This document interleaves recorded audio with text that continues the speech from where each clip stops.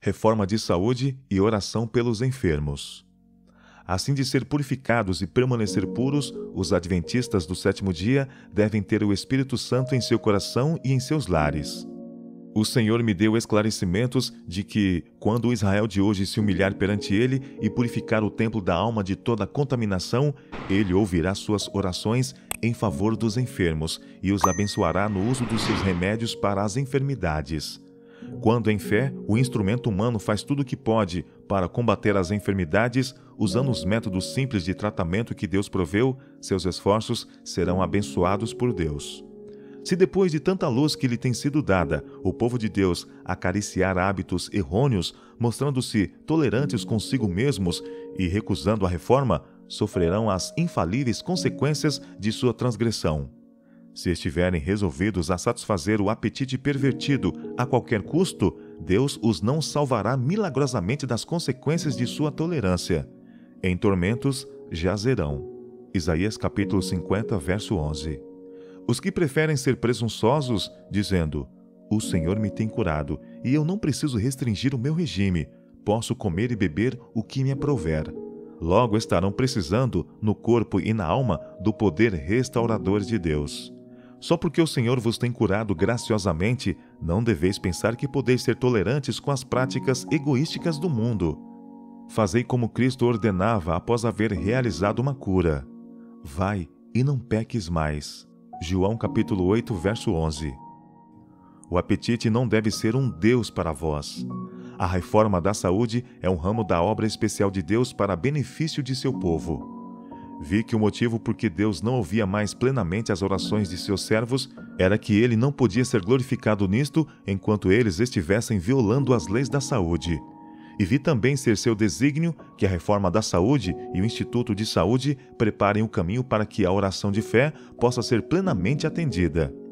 A fé e as boas obras devem andar de mãos dadas no aliviar os doentes que há entre nós e em prepará-los para glorificar a Deus aqui e serem salvos na vinda de Cristo. Muitos têm esperado que Deus os guarde de enfermidades, meramente porque lhe suplicaram. Mas Deus não deferiu suas orações, porque sua fé não foi corroborada pelas obras. Deus não operará milagres para livrar de enfermidades aqueles que não cuidam de si mesmos, mas estão de contínuo violando as leis da saúde e não fazem esforços para evitar as enfermidades.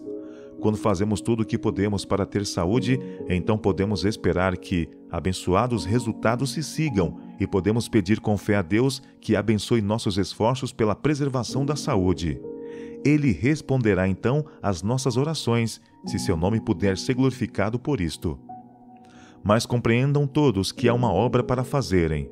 Deus não operará de maneira miraculosa para preservar a saúde de pessoas que estão seguindo um caminho que fatalmente os fará enfermos por causa de sua desatenção para com as leis da saúde. Os que lisonjeiam o apetite e então sofrem em virtude de sua intemperança e tomam drogas para se aliviarem, podem estar certos de que Deus não se interporá para assegurar-lhes a saúde e salvar-lhes a vida tão temerariamente posta em perigo. A causa produziu o efeito. Muitos, como último recurso, seguem a indicação da palavra de Deus e solicitam as orações dos anciãos da igreja para a restauração de sua saúde. Deus não considera apropriado responder a orações feitas em favor de tais pessoas, pois sabe que se tiverem restaurada a saúde, voltarão a sacrificá-la sobre o altar do apetite doentio. Uma lição do fracasso de Israel. O Senhor deu sua palavra ao antigo Israel, de que se apegassem firmemente a ele e cumprissem todos os seus reclamos, guardaria todos os seus das doenças que haviam atribulado os egípcios. Mas essa promessa foi feita sob condição de obediência. Se os israelitas houvessem obedecido às instruções recebidas, aproveitando-se de suas vantagens, ter-se-iam tornado para o mundo um modelo de saúde e prosperidade. Deixaram de cumprir o plano divino e, dessa forma, de receber também as bênçãos que poderiam ter sido suas. Mas em José e Daniel, Moisés e Elias e em muitos outros, temos exemplos nobres dos resultados que se podem obter de um plano sábio de vida. Da mesma maneira, a fidelidade hoje em dia produzirá resultados idênticos. É para nós que está escrito: Vós sois a geração eleita, o sacerdócio real, a nação santa, o povo adquirido, para que anuncieis as virtudes daquele que vos chamou das trevas para a sua maravilhosa luz. Houvessem os israelitas obedecido às instruções recebidas e aproveitado suas vantagens, e teriam sido para o mundo uma lição objetiva de saúde e prosperidade. Se como um povo houvessem vivido em harmonia com o plano de Deus, teriam sido preservados das moléstias que afligiam outras nações. Haveriam mais que qualquer outro povo possuído resistência física e vigor intelectual. A carreira cristã. Não sabeis vós que os que correm no estádio, todos na verdade correm, mas só um leva o prêmio? Correi de tal maneira que o alcanceis. Todo atleta em tudo se domina, aqueles para alcançar uma coroa corruptível, nós, porém, a incorruptível. 1 Coríntios capítulo 9, verso 24 e 25.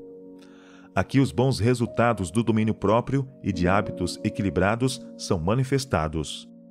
Os diferentes jogos instituídos entre os antigos gregos em honra dos seus deuses são-nos apresentados pelo apóstolo Paulo para ilustrar o embate espiritual e sua recompensa. Os que deviam participar desses jogos eram treinados na mais severa disciplina. Toda tolerância que tendesse a debilitar as faculdades físicas era proibida. Alimentos suntuosos e vinho eram proibidos, a fim de que fosse promovido o vigor físico, resistência e firmeza. Conquistar o prêmio pelo qual lutavam, uma grinalda de perecíveis flores, outorgada em meio aos aplausos da multidão, era considerado a mais alta honra. Se tanto podia ser suportado tanta renúncia praticada na esperança de conquistar prêmio tão sem valia, prêmio que somente um podia alcançar, quão maior não devia ser o sacrifício, com mais intensa a disposição para a abnegação, tendo em vista uma coroa incorruptível e a vida eterna? Há uma obra que nos compete fazer, obra inflexível e de zelo. Todos os nossos hábitos, gostos e inclinações devem ser educados em harmonia com as leis da vida e da saúde. Dessa forma, podemos garantir as melhores condições físicas e teremos clareza mental para discernir entre o mal e o bom. O exemplo de Daniel. Para compreender corretamente o assunto da temperança, precisamos considerá-lo do ponto de vista bíblico, e nenhum outro exemplo ilustra de maneira mais completa e implícita a verdadeira temperança e as bênçãos que se lhe seguem do que a história do profeta Daniel e seus companheiros hebreus na corte de Babilônia. Deus sempre honra o direito. Os mais promissores jovens de todas as terras subjugadas pelo grande conquistador tinham sido reunidos em Babilônia. Mas dentre todos eles sobressaíam os cativos hebreus. A forma ereta, o passo firme, elástico, a agradável fisionomia, os sentidos apurados, o hálito incontaminado. Tudo isto era um certificado de bons hábitos, insígnia da nobreza com que a natureza honra os que são obedientes às suas leis. A história de Daniel e seus companheiros foi registrada nas páginas da palavra inspirada para o benefício da juventude dos séculos futuros. O que homens fizeram, homens podem fazer. Não permaneceram esses jovens hebreus firmes em meio a grandes tentações e não deram nobre testemunho em favor da verdadeira temperança? Pois a juventude hoje pode dar idêntico testemunho. A lição aqui apresentada é dessas que convém bem considerar. O perigo para nós não está na carência, mas na abundância. Somos constantemente tentados ao excesso.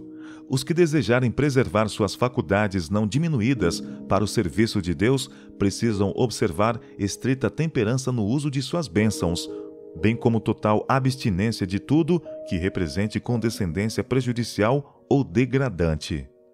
A geração que desponta está cercada de seduções destinadas a tentar o apetite. Em nossas grandes cidades, especialmente, toda espécie de condescendência torna-se fácil e convidativa. Aqueles que, como Daniel, recusarem aviltar-se, colherão os frutos de seus hábitos de temperança. Na posse de maior capacidade física e de aumentado poder de resistência, possuem um depósito bancário do qual sacar em caso de emergência. Hábitos físicos corretos promovem a superioridade mental. Faculdade intelectual, força física e longevidade dependem de leis imutáveis. Nesta questão, o acaso não existe. O Deus da natureza não interferirá para preservar os homens das consequências da violação das leis da natureza. Há muita genuína verdade no adágio. O homem é o arquiteto do seu próprio destino. Conquanto os pais sejam responsáveis pela estampa do caráter, bem como pela educação e instrução de seus filhos, é ainda verdade que nossa posição e prestatividade no mundo dependem, em grande medida, de nossa própria conduta. Daniel e seus companheiros desfrutaram os benefícios de instrução e educação corretas logo nos primeiros tempos de vida, mas essas vantagens tão somente não teriam feito deles o que foram. Chegou um momento em que deviam agir por si mesmos, quando o futuro deles dependia de sua conduta. Decidiram então ser fiéis às lições que lhes foram dadas na meninice.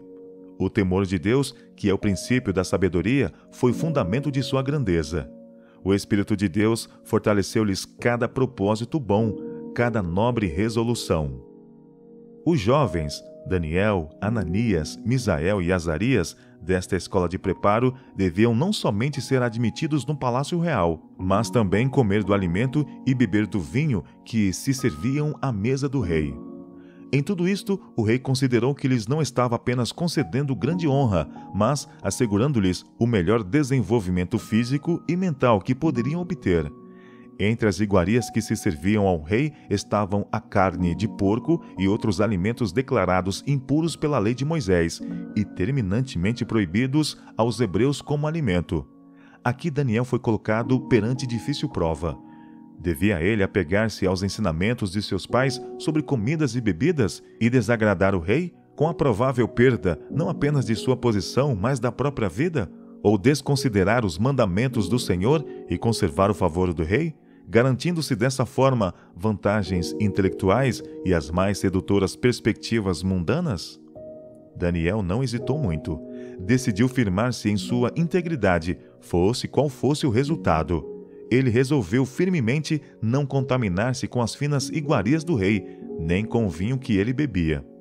Há muitos entre os professos cristãos hoje que denunciariam Daniel como tendo sido demasiado minucioso, julgando-o estreito e fanático. Consideram de mínima consequência a questão de comer ou beber, para que se reclame uma posição assim decidida, posição que envolve o provável sacrifício de toda vantagem terrena. Mas os que assim arrazoam verificam no dia do juízo que viraram as costas às expressas exigências de Deus, tendo colocado sua própria opinião como norma do que é direito ou errado. Descobrirão que o que lhes parecia sem importância não era assim considerado por Deus. Seus reclamos devem ser obedecidos religiosamente.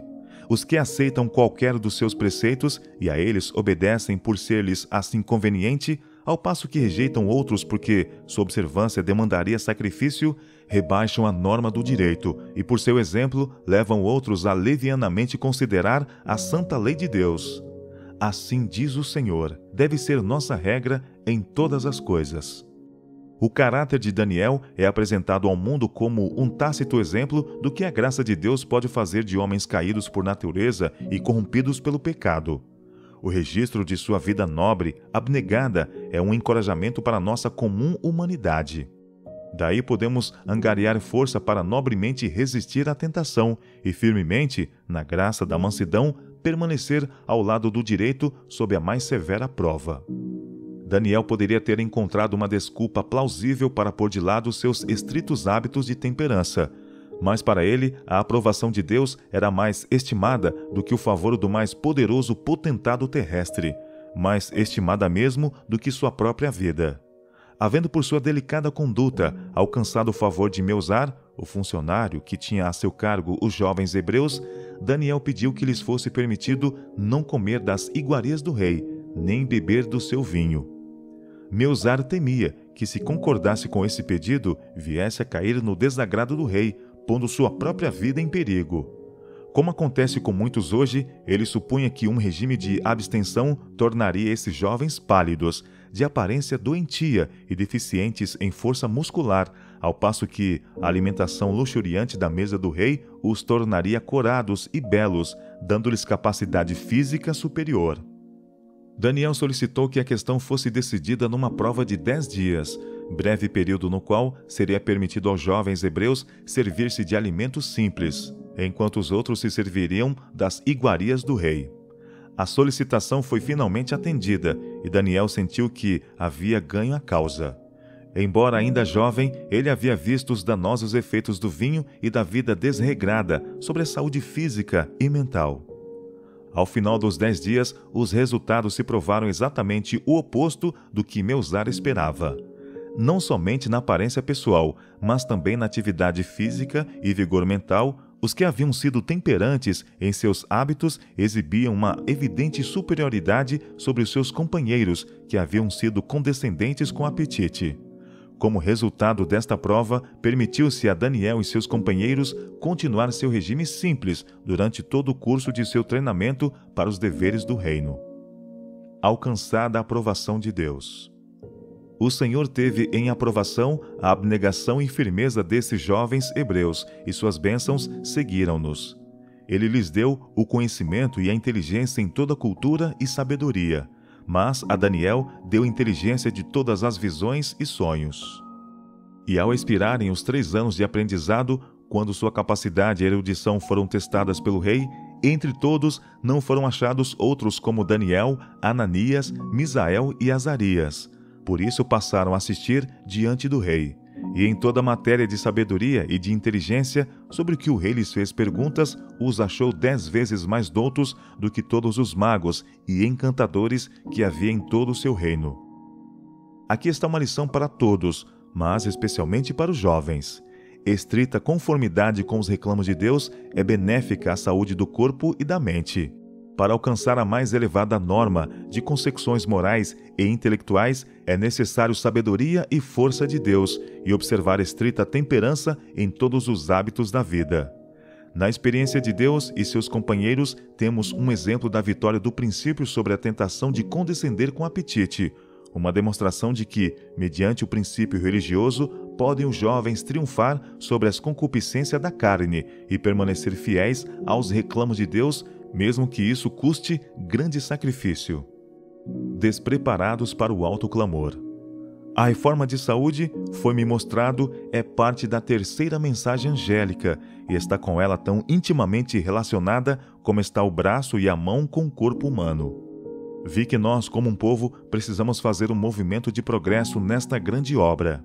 Pastores e povo precisam agir em harmonia. O povo de Deus não está preparado para o alto clamor da terceira mensagem angélica. Eles têm uma obra a fazer por si mesmos e que não podem deixar para que Deus a faça por eles. Ele deixou esta obra para que eles a façam. É uma obra individual, uma obra que não pode ser deixada para outro. Tendo, pois, ó amados, tais promessas, purifiquemo-nos de toda impureza, tanto da carne como do espírito, aperfeiçoando a nossa santidade no temor de Deus. A glutonaria é o pecado prevalecente neste século. O lascivo apetite torna homens e mulheres escravos, obscurecendo-lhes o intelecto e estupidificando-lhes a sensibilidade moral, a tal ponto que as sagradas e elevadas verdades da palavra de Deus não são apreciadas. As inclinações inferiores têm dominado homens e mulheres. Para que esteja em condições para a trasladação, o povo de Deus deve conhecer a si mesmo. Precisa compreender, com respeito à sua estrutura física, que podem, como salmista, exclamar: de um modo terrível e tão maravilhoso fui formado. Salmo 139, verso 14. Devem eles ter sempre o apetite em sujeição aos órgãos morais e intelectuais. O corpo deve ser servo da mente, e não a mente serva do corpo. Preparo para o refrigério. Deus deseja que o seu povo se purifique de toda a impureza da carne e do espírito, aperfeiçoando a santidade no temor do Senhor. Todos os que são indiferentes e se omitem dessa obra, esperando que o Senhor faça por eles o que a eles compete fazer, estarão desprotegidos quando os mansos da terra, que põem por obra o seu juízo, forem escondidos no dia da ira do Senhor. Foi-me mostrado que se o povo de Deus não fizer esforços de sua parte, mas esperar apenas que sobre eles venham o refrigério, para deles remover os defeitos e corrigir os erros, se nisso confiarem para serem purificados da imundícia da carne e do espírito e preparados para tomar parte no alto clamor do terceiro anjo, serão achados em falta. O refrigério ou o poder de Deus só atingirá os que se houverem para ele preparado, fazendo o trabalho que Deus ordena, isto é, purificando-se de toda a impureza da carne e do espírito, aperfeiçoando-se em santidade no temor de Deus. Apelos ao hesitante.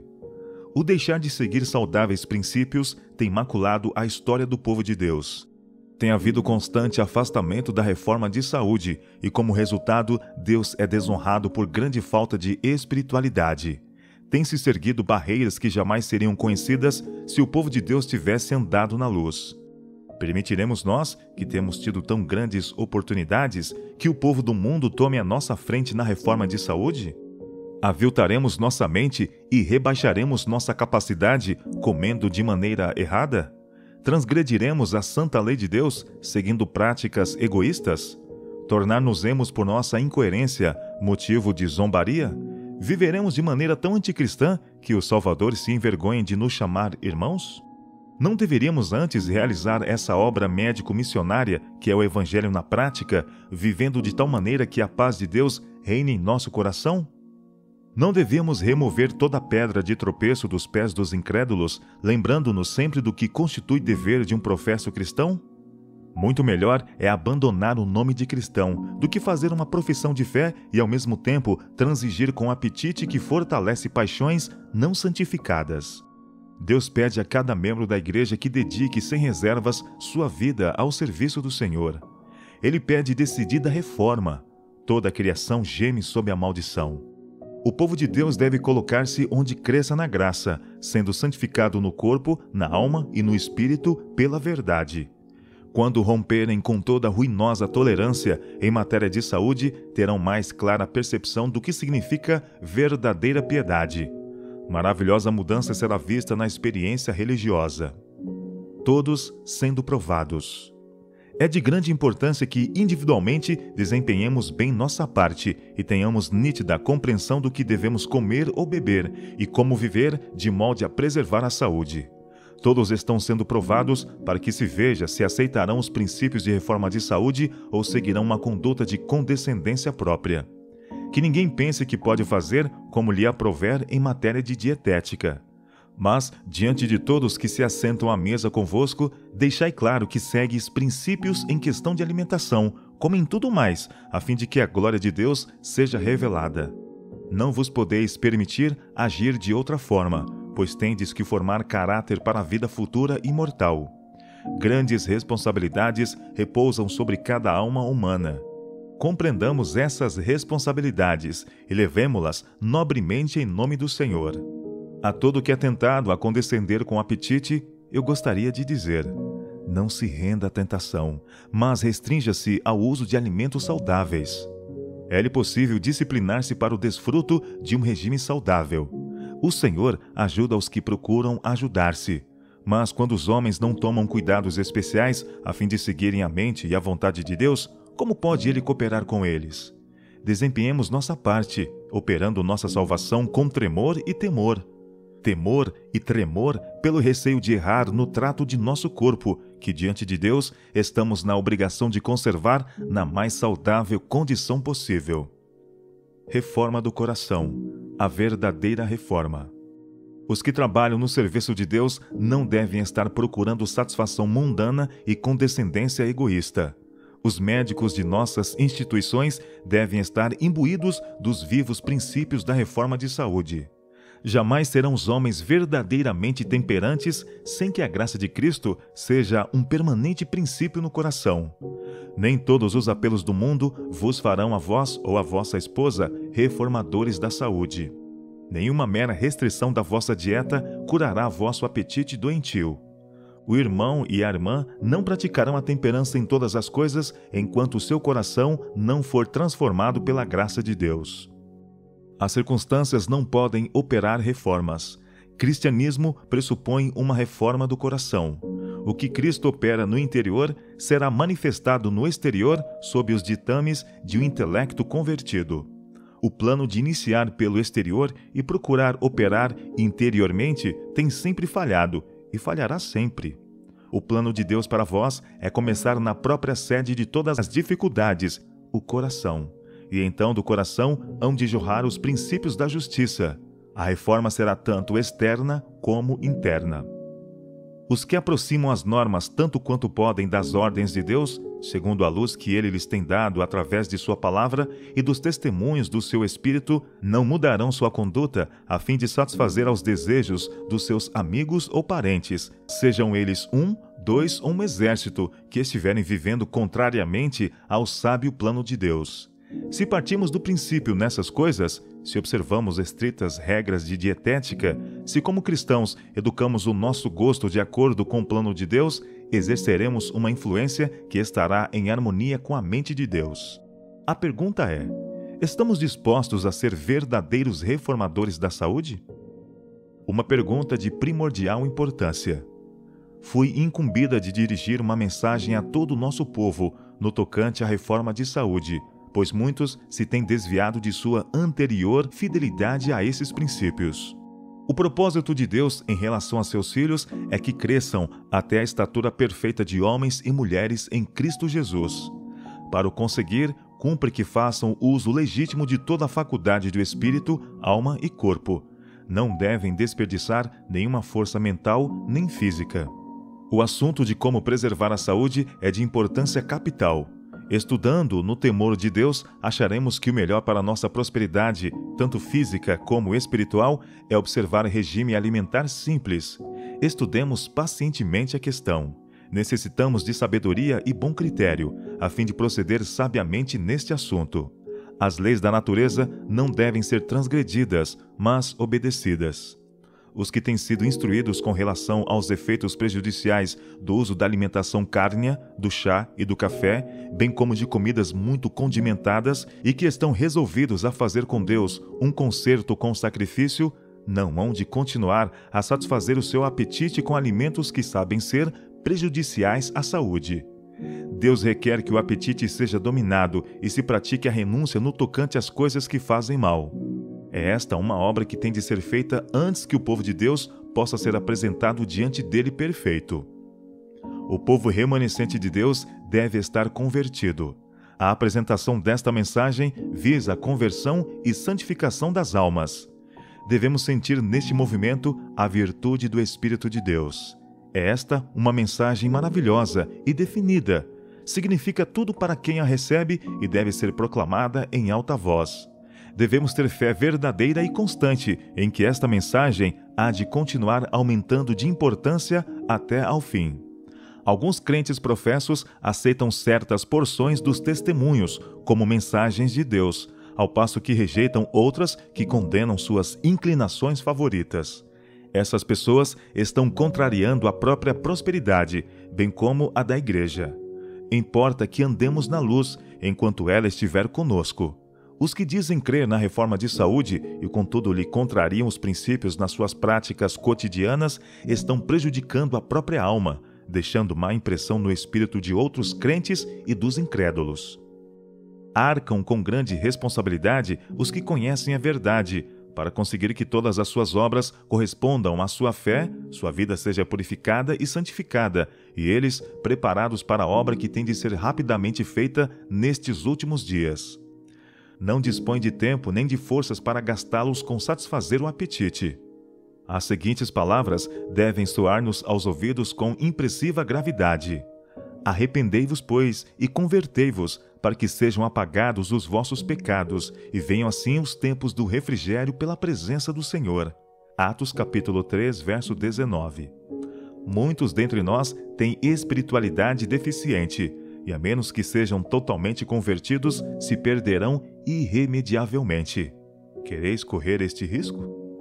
Somente a virtude de Cristo é que pode operar uma transformação do coração e do espírito, a qual todos necessitam a fim de poder com ele partilhar a nova vida no reino dos céus. Aquele que não nascer de novo, disse Jesus, não pode ver o reino de Deus. João capítulo 3, verso 3. A religião que vem de Deus é a única que a ele conduz.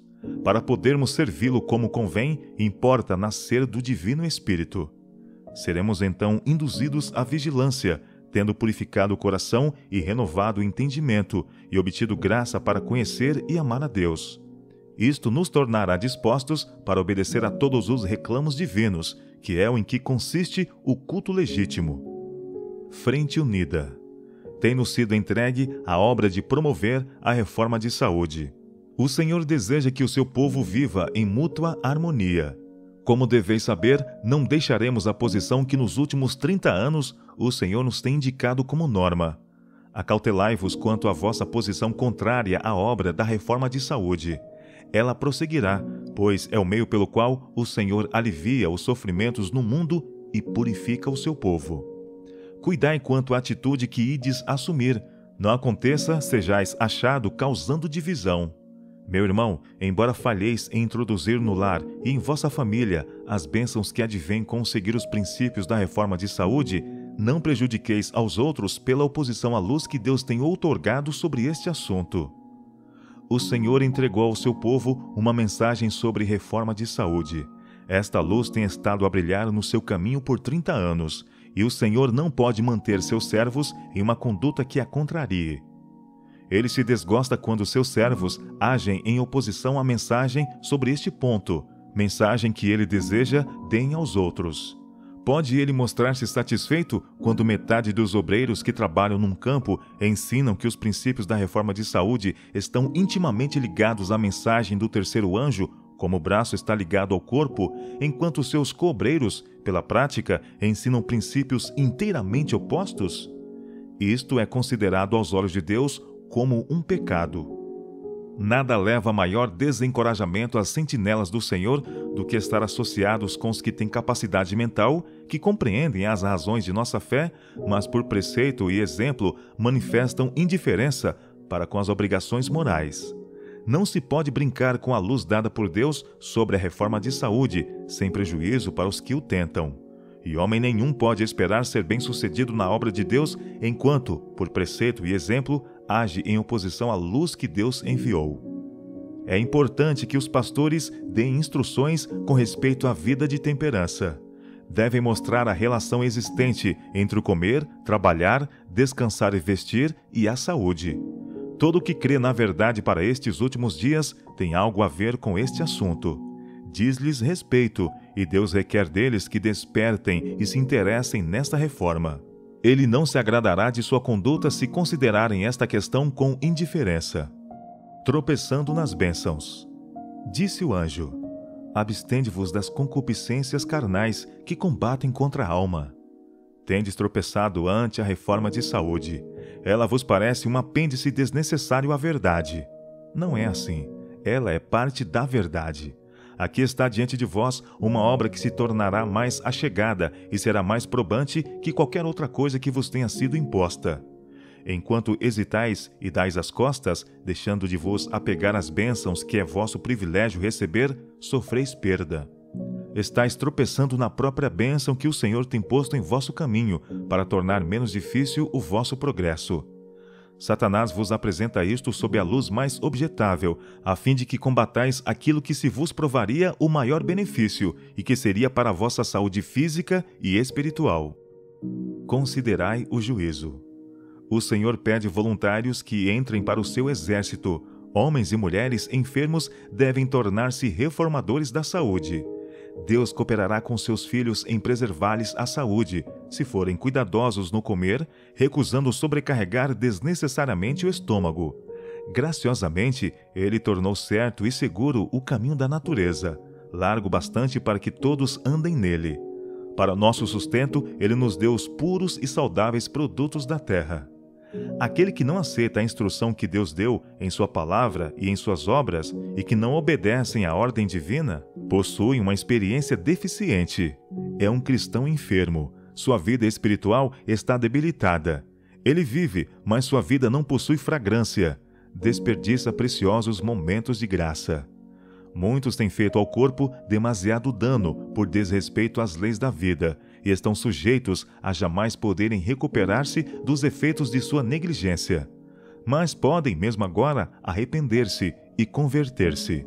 O homem tem procurado ser mais sábio que Deus. Tem se tornado uma lei para si mesmo. Deus requer de nós que demos atenção aos seus reclamos, não mais o desonrando por debilitar nossas faculdades físicas, mentais e espirituais. Decadência prematura e morte são resultado de afastar-se de Deus para seguir os caminhos do mundo. O que se condescende com o eu tem de sofrer a penalidade. No juízo, veremos quão seriamente Deus considera a violação das leis da saúde. Então, ao lançar um olhar retrospectivo à nossa conduta, veremos que conhecimento de Deus poderíamos ter alcançado, que nobre caráter poderíamos ter adquirido, se tivéssemos tomado a Bíblia como nossa conselheira. O Senhor está esperando que o seu povo se torne sábio no entendimento. Ao ver ruína, deformidade e doenças que têm vindo ao mundo como resultado da ignorância em relação ao próprio cuidado do corpo, como podemos deixar de dar advertência? Cristo declarou que, como foi nos dias de Noé, quando a terra estava cheia de violência e corrompida pelo crime, assim seria quando o Filho do Homem tivesse de se revelar. Deus nos tem dado grande luz, e se andarmos nesta luz, veremos sua salvação. Há necessidade de mudanças decididas. É tempo de humilharmos nosso coração orgulhoso e obstinado e buscarmos ao Senhor enquanto Ele pode ser achado.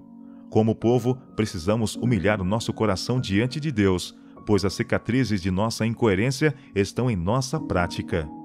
O Senhor pede que entremos nas fileiras. O dia é quase findo, a noite aí está. Já se podem ver os juízos de Deus, tanto na terra como no mar. Nenhum segundo tempo de graça é-nos assegurado. Este não é tempo para falsos movimentos.